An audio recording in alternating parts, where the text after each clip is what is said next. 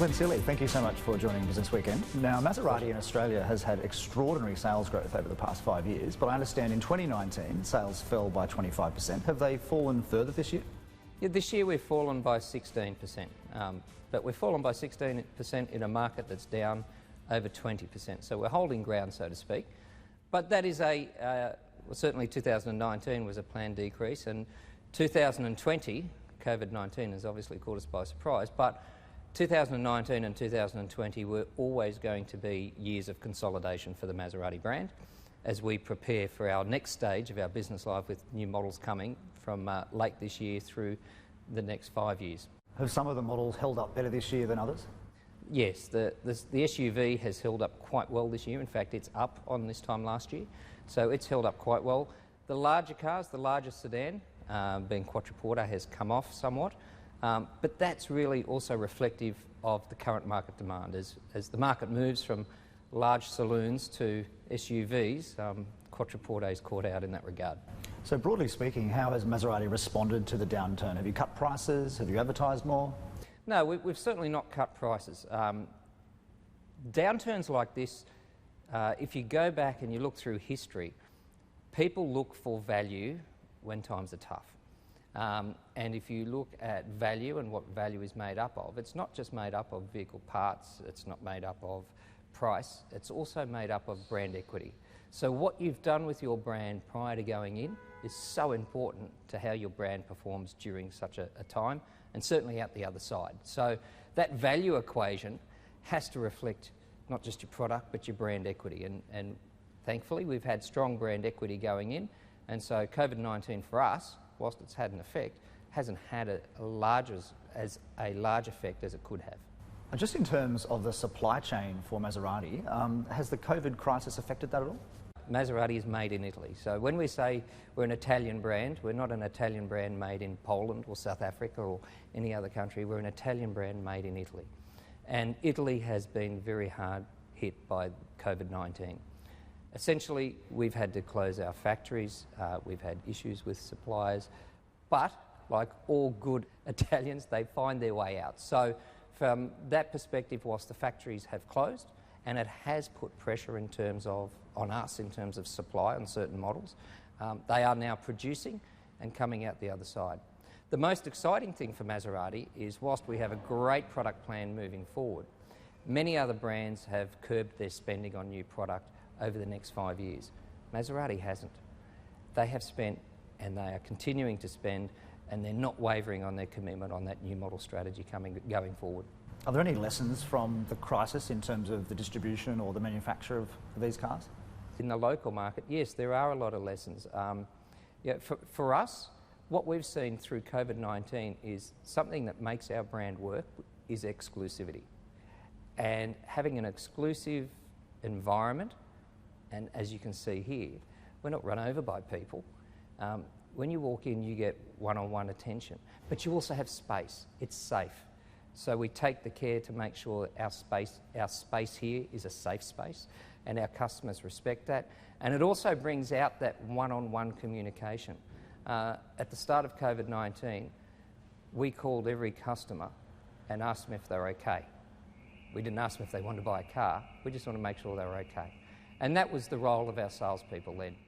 You once had 2 models in Australia and now you have 4 models. How has that complicated your job? Enormously.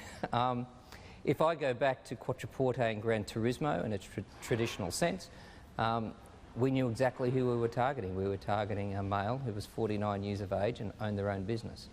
And being so specific, it was a very easy marketing mix to target that level of person. We're now a much broader church with Ghibli and with Levante.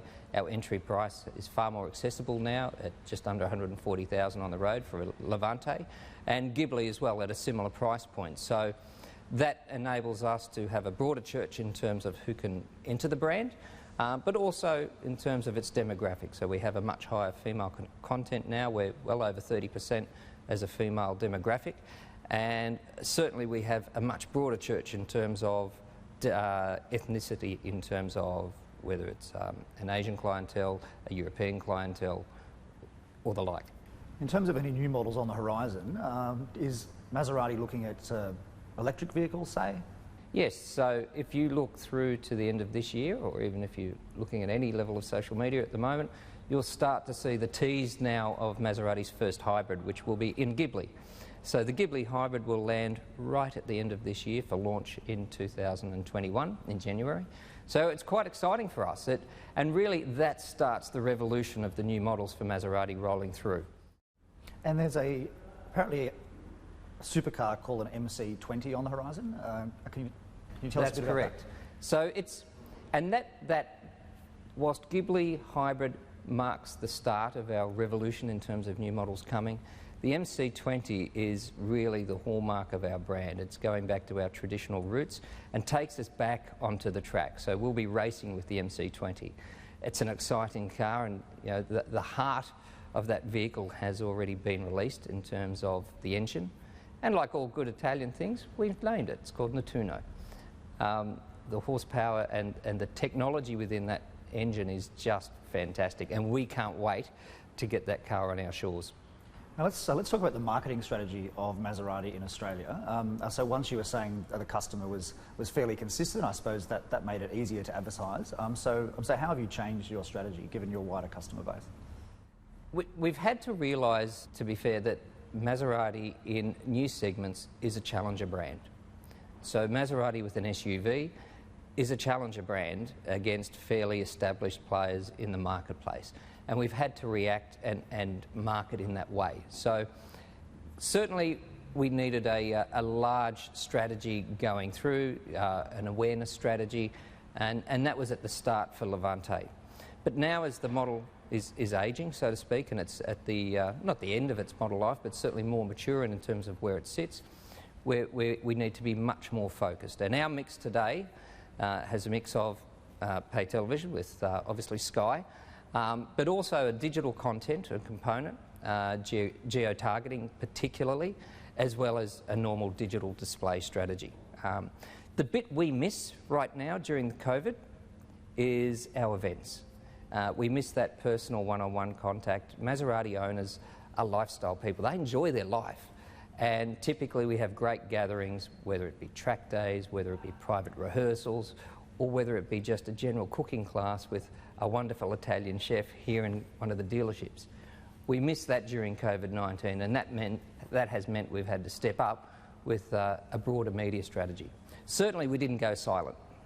Is it a challenge with a brand like Maserati? Obviously it's a very exclusive brand, it's a very elite brand, but also at the same time you're trying to tell people, look, it's actually a lot cheaper than it once was. Is that kind of a challenge, doing both things at the same time? Yes, it is. I mean, you've got to stretch the brand. And it is hard. It's hard to change people's perceptions of a brand. Volvo is a great example. But for us, we are seeing good success in that. As I said, Levante this year is actually up on last year. So we're seeing that model really now start to resonate within the Australian public. This is in its first, I suppose, iteration in Australia. The next level, when the vehicle has obviously had a model change, moving forward, you'll see this, I would expect Levante to really establish itself in the marketplace. Just in terms of competitors, I noticed there's a Ferrari dealership next door. Is Ferrari still a competitor to Maserati, or not so much now? Ferrari is a great sister brand. From my perspective, I would see a situation where people enter into Maserati, they discover the wonderful exclusivity of the brand and what it's like to join a brand at this level. And then for those who want to take the next step, they can graduate off to Ferrari. All right. Thanks so much, Glen Sealey. No worries. Thanks, Adam.